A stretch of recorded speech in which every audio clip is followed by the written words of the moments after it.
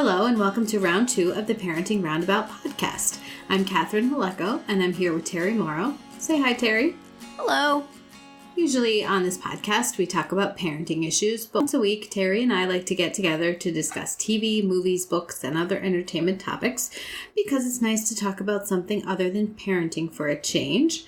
So this week we have 2 movies to discuss, but before that we are going to talk about 2 episodes of One Day at a Time. Yeah. We started the 2nd season and Terri had concerns that these 2 episodes would be overly issue. Well, only because you told me they were. I know. I had only watched one of them. I had only watched the first one. And that one, you know.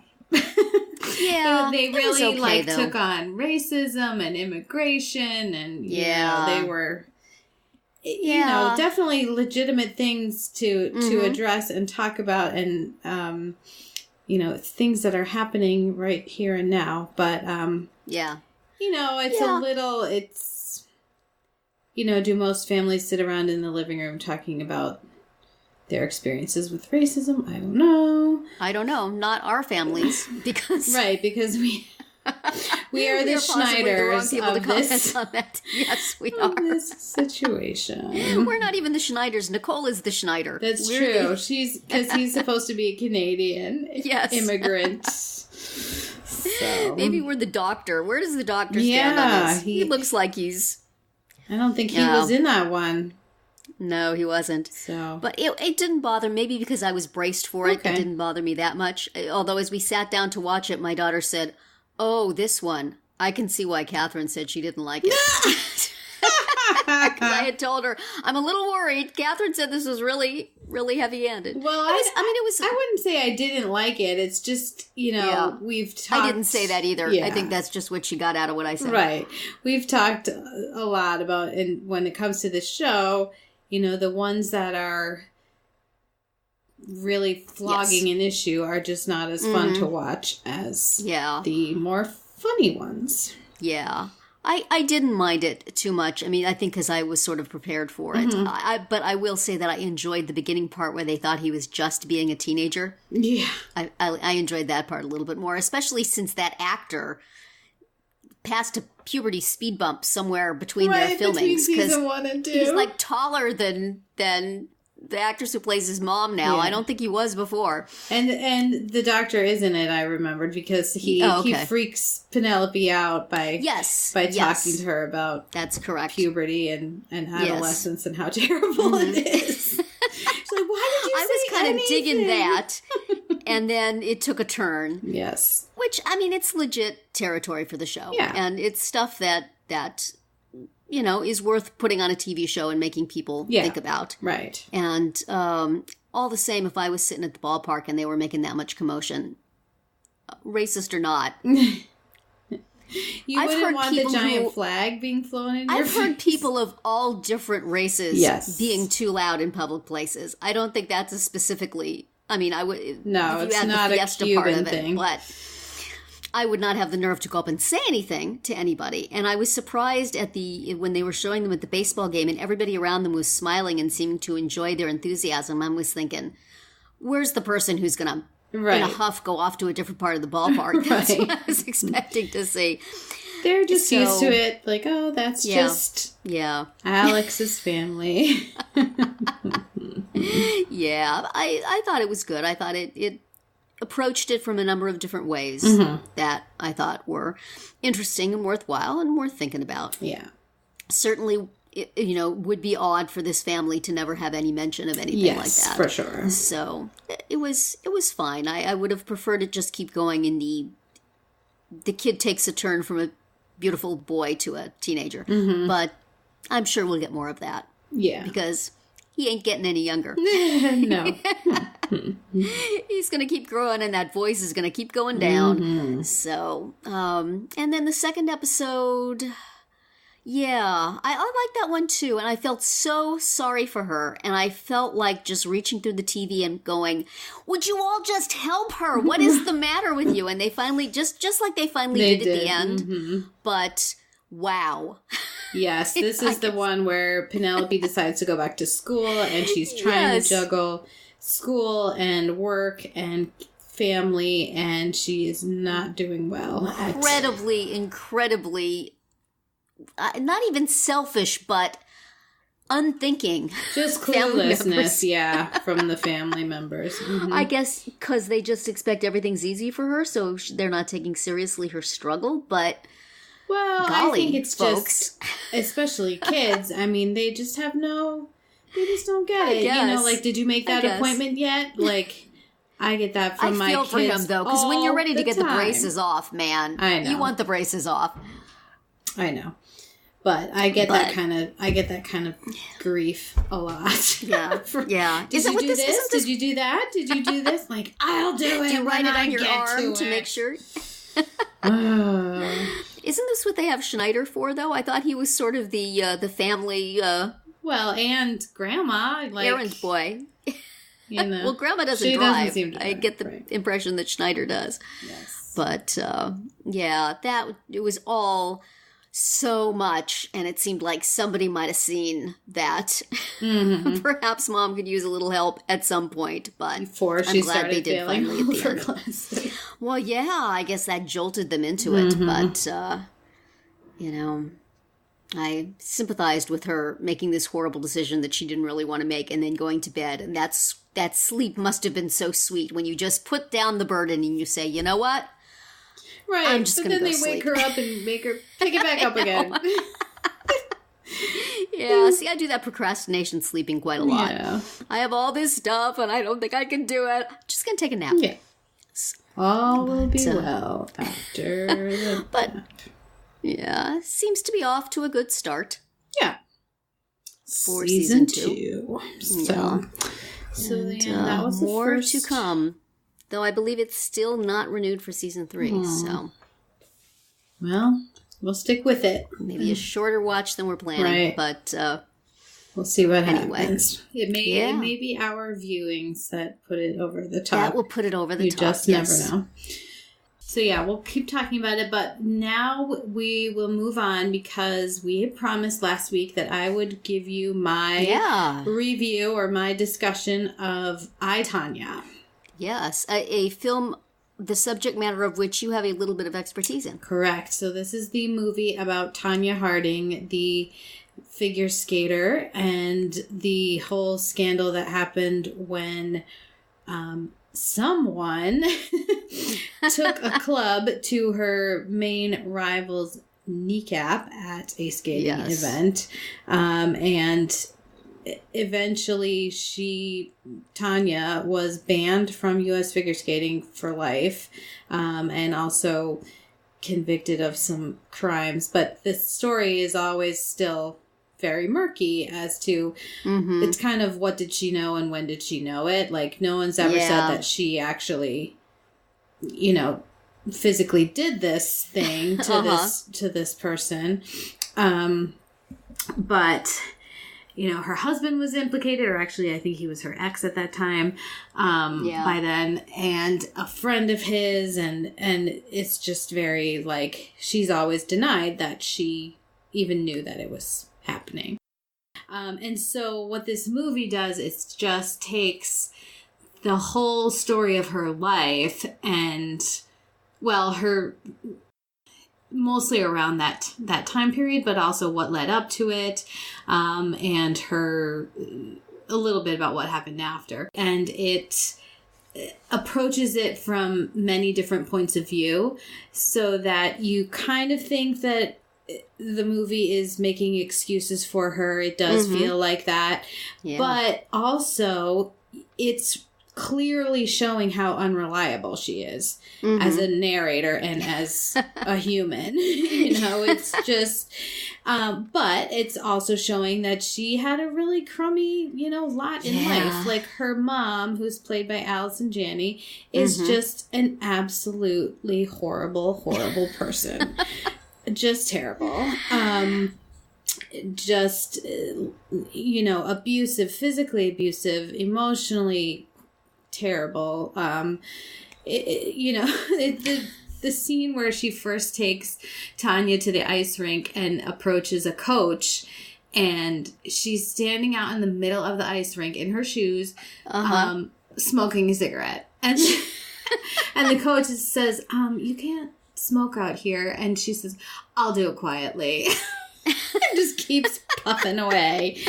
And, you know, she's throwing things at her daughter. She's making her, you know, she won't let her get off the ice to go to the bathroom. And then she wets her pants and she makes her keep skating. And it's ugly, ugly, ugly. Yeah. And then, you know, sort of to escape, she gets involved with this guy. And there's a lot of, you know, his point of view and hers about how awful their relationship was, you know, with him accusing her of being abusive to him and her saying that never happened. And it's so the whole movie is you trying to figure out who's telling the truth, and they never really come down hard on who is or isn't. Yeah. You know, it's kind of like nobody is, basically.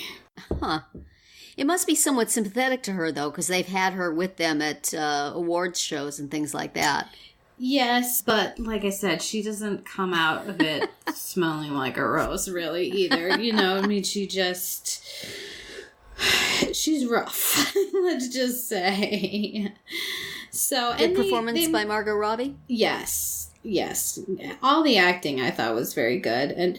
And they do make a big thing about how, you know, she had no money and how, you know, she was sewing her own dresses and things. Yeah. But they never explain, like, who's paying for her coaching and her ice time and, you know, flying to these competitions and things. Like, I guess it's supposed to be her mom because she keeps saying, you know, you're so ungrateful.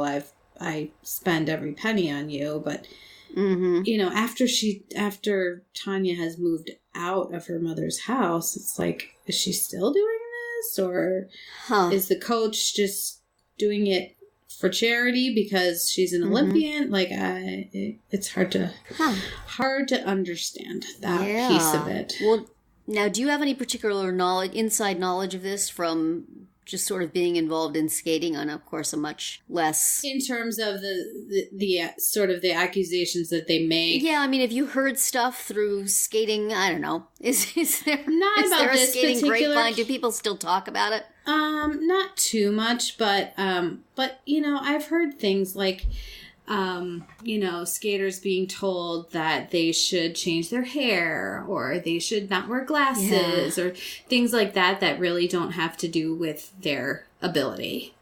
And they make a big deal about that in this movie, that, you know, there's so much about image and how Tonya really, really, really did not fit with, you know, what the whole ice princess thing that Nancy Kerrigan was doing. So. Right. Interesting. Yeah. So, nice meaty part for Allison Janney. Yeah, she's like unbelievable. She's just like sitting down with her knife and fork and going, I got this. Yeah, and the bird, you know, the bird is always on her shoulder. Yeah. Kind of nibbling.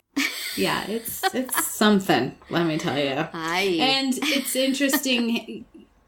There was a little bit on the DVD extra, which I wanted more of, about kind of how they like basically CGI'd Margot Robbie's head onto a skater who could actually perform. Like, she did learn how to skate and do a lot of skating herself, but obviously she wasn't going to get out there and do the triple axel. And even that, like, there are very few women that can even do that now, you know. It's one of the things that's pretty amazing about Tonya was that, you know, this was 25 years ago, and we still just had in this Olympics an American woman land a triple axel in competition, and it was the first time. So, you know, that's kind of amazing. Like, it shows you that there was a lot of raw talent there. It was just very raw. A little too raw. Yes. So interesting. Yeah. So anyway, they had Margot Robbie did skate some of it, and they had another skater doing a lot of it, and then they kind of glued them together with CGI, as far as I can tell. Huh. So, yes. Yeah. That does sound like a whole nother story. Right. How these things are done, especially in a movie that's not really a special effects movie. Yeah. So it has to be done really seamlessly so that it doesn't call attention to itself. Exactly. And they tried to be extremely faithful with, the clothing and even the hair, and, just making her look like Tanya really looked at that time. Yeah. So, yeah, it was quite interesting. My skater started out watching it and then departed which she later told me, she just didn't want to watch it with her dad because he was like, what? I don't know about this movie. I don't know about this, because there was just like so much cursing and, like hitting, and he was sort of uncomfortable with that. And she was uncomfortable with being around, with having him watch it with her. So, yeah. Agreed. There's definitely things that you don't want to watch with your parents, even when you're older. I would be uncomfortable watching something with a lot of cursing with my parents when I was an adult. So it's just weird. So is she going to try to watch it some other time? I don't know. She's not. It's like must be ancient history to her. It is. It really is. And it's not that much about skating, honestly. Yes. It could have been any sport or activity that, where there was a rivalry between two people. And it's more... Although skating has particular elements to it that contributed to this. Yes, that is true. I mean, the whole thing about the image and all that was definitely relevant. But it's really a lot more about what was going on with her in general. And, why did she behave the way she did, or the way she's alleged to have behaved. So anyway, but I'm glad I watched it. I was really very curious about it. So interesting. Well, I don't know that I will watch it, but I'm happy to hear about it and interested to hear what you thought about it. Yeah, and it's already at Redbox. So there you go. It's not on Netflix. When is it on Netflix? If it's on Netflix, then it's easy for me to watch, except I just have to find the time to do it. So, future challenge. But you already talked about it, so. Oh, well. We interrupt this podcast to remind you to please consider the free Radio Public app for all your Parenting Roundabout listening needs. If you listen to our podcast on the app, we'll get paid a little for each listen, and more if you listen a lot. It's a great way to financially support our podcast without having to actually spend, money. Now on to our challenge round. Well, speaking of movies about fictionalized versions of real people. Yes, that is true. My challenge to you this time was a Netflix original movie called Polka King by with Jack Black as the lead character. Really committing to that character, too. God bless him. And also, that accent could not have been easy to keep going for the entire filming of the movie. With it. And I also found there was a nice little tie to Ocean's 11, because at the end of this movie, he leaves the jail. just like Clooney does in his movies. That's right. So, anyway, this is a movie that my husband and I had stumbled on a couple months ago, and he grew up right there in that region of Pennsylvania. I wish I could think of how they described it. It was like 3 different places, area. Scranton, can't remember. Wilkes-Barre, Scranton, Hazleton, or something like that. That's right. Something like that. Yes. Just extremely specific. Yes. And it is, it's a whole thing, and that's... Hotbed for polka? Yeah, I mean...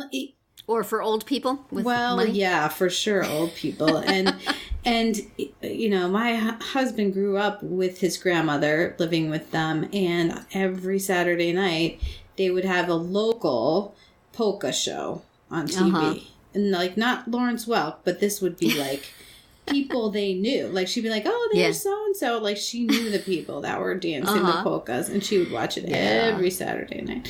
So, anyway, we were amused by all of that when it came to this movie. So, what did you think? Well, it was interesting because when it was over and I went back to the main page in Netflix, right next to it on Netflix was an actual documentary about the same guy. Oh. And it's like, okay, I'm not sure that this story needed to be told so many times. Right. Like, I'm not sure it needed a movie to be told about it. It seemed you could pretty much see at the beginning what direction it was going to go. Mm-hmm. And while I appreciate the dedication of the performances, particularly Jack Black. Yes. And I was happy to see Jenny Slate and not dislike her as much as I did on Parks and Rec, just because that was an intentionally dislikable character. Right. So that was the first place I had really seen her. So now when I see her, I go, oh! Yeah. But much as the mother, her mother, Jackie however, Weaver. What an unpleasant character, performance, every moment. Oh, she made me laugh, though. Like, she just, like, when she screamed, it's a job with health insurance! I just screamed at. Oh my gosh, for some reason that just I will admit that, like, for the first 10 minutes of it, though, until I went to IMDb, I thought it was Sally Struthers. I thought, oh, isn't that nice? She's got a movie. And I looked it up. But, so you just, it wasn't bad. It was well done.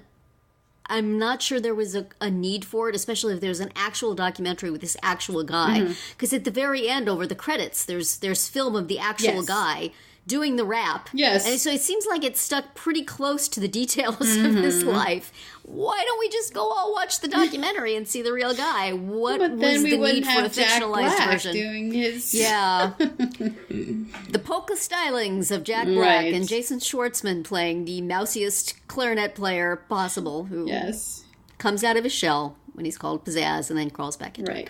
But I mean, it was fine. It was. I just found it predictable and sad because he meant well. All the people were happy. Then the government got involved, and then he got in over his head trying to help his. But it's like there's no really hateable villain. He made stupid choices. Yes. But up to a point, he really wasn't hurting anybody. Right. And people went in with their eyes pretty well open. So, so it was hard to feel like... I just kind of felt bad for everybody all the way through. Like, I can tell this is going to end bad, but I like this guy, and the people who like him seem nice, and... Yeah. So. Yeah, I mean, I remember the first time I watched it and sort of thinking the whole time, like, well, I mean, he seems to be paying people back and paying them their interest and, like, he didn't set out to rip anybody off. He set out to, create this business. But then at the very end, it says, he's still planning to pay back the $5 million he owes. I was like, oh, we're talking about $5 million. Like, that's a lot of money. Yeah. They maybe soft-pedaled a little bit because the character as played by Jack Black is very likable. You wonder what the guy was. He must have been charming and magnetic in some way to get so many people to invest in him. But whether he was a little shadier in real life than this portrayal was allowed to be. Definitely possible. So, yeah. Because, I mean, even when he was lying, he still seemed sweet and well-intentioned. And he was just... dreaming. Yeah, he just had big dreams. And he goes to confession every time, so it's got to be okay. Well, an interesting little line on Jack Black's resume, if nothing else. Quirky weirdness. So keeping the man working. So that was the Polka King, and now you have a challenge for me. Yes. Well, we are, as you will notice, we did not do West Wing this week, listeners. It's because, as we've mentioned before, we're keeping the West Wing Weekly podcast on a 1-week tape delay because we know they're going to take a break somewhere along the line, and we don't want to be caught saying we're going to watch something and then we don't because we're waiting for them. So there's still one more episode, at least. They still have an eye on. I don't know if they've said yet specifically when they're stopping. But at any rate, at some point in the near future, we are going to have a hole in our podcast. And at some point after that, we will run out of One Day at a Time episodes, whether it gets renewed or not. We're still going to run out of season 2. So we're going to have some holes to do some watches. And so I thought what we would do for a challenge is to watch one episode each of 2 one-season sitcoms. Each of them has a tidy 22 episodes, so it would be nice for us to have a binge and watch them all. And I suppose if we have 2 holes and we like them both, we could even watch both of them. But at any rate, they are 2 sitcoms that star people who have been in the West Wing, so it fills that West Wing hole. One of them is Trophy Wife, starring Bradley Whitford, and the other one is Go On, starring Matthew Perry. Now, Matthew Perry has not yet been on the West Wing. If they would hurry it up, he will be. He will be on it this season. He will be on it before the end of this season for a couple of episodes, and then another one next. So he's part of the family. So this is both tiding me over to when he finally shows up, and also, and or after we've seen him, giving us a little bit more of him. So for next week, we are going to watch the pilot episode of both of those sitcoms, and after that, after our discussion, we will decide which one we want to go forward with watching all 22 episodes of. All right. So for those watching along with us, Trophy Wife, conveniently, is available for free on the abc.com site. If you watch it there, watch it all the way to the end. It appears to be over, and then there's a commercial, and you may think, I'm not going to watch this commercial, the thing is over. But there's a little tag at the end, so stay around. Go On is a little more complicated. For some reason, this thing is not streaming for free anywhere. And you can buy episodes of it on Amazon and iTunes. They're both $1.99. But this whole season is like $18 on Amazon and $35 on iTunes. I don't know what is up with that. The poor thing is not on DVD, so it's very limited availability, which means I probably shouldn't have picked it, but I remember it very fondly as being very good, and I kind of want to watch it again. I watched the trailer, which takes like all the best moments of the pilot and strings them together, and it made me very nostalgic for it. So we will chip in our $1.99 to get our first episode and see if we like it, and then it's not too bad to buy it on Amazon for the whole thing. So that is what we're going to watch next week. We will have links and a little more info on it in the show notes. But if you have not watched either of those and you have been turned off on them by the titles, please know that they are much better. Trophy Wife is a ridiculous title for that series. It really has not. It's like Cougar Town. It really has nothing to do. It never had anything to do. Cougar Town, at least for a few episodes, was about Courtney Cox dating younger guys. It's a terrible name for the series. And Go On is a name for a series that gives you absolutely no idea what it's about. It's a little pun. Once you've watched it, you can say, oh, I see what they did there. But if you're looking in your TV guide, you go, what the heck is that? So they're both entertaining and enjoyable. Give them a shot with us. So for next week, we will watch those 2 episodes as described. We will also watch episodes 3 and 4 of season 2 of One Day at a Time. And we are going to go ahead with an episode of West Wing called Privateers from season 4. And that's going to be it for our round 2 today. Please subscribe to our Parenting Roundabout podcast so you won't miss any of our episodes, including our daily speed rounds and weekly group chats. As always, you can find recaps, links, and an opportunity to comment on our website at parentingroundabout.com. Bye, Terri. Bye, Catherine. Goodbye, everyone.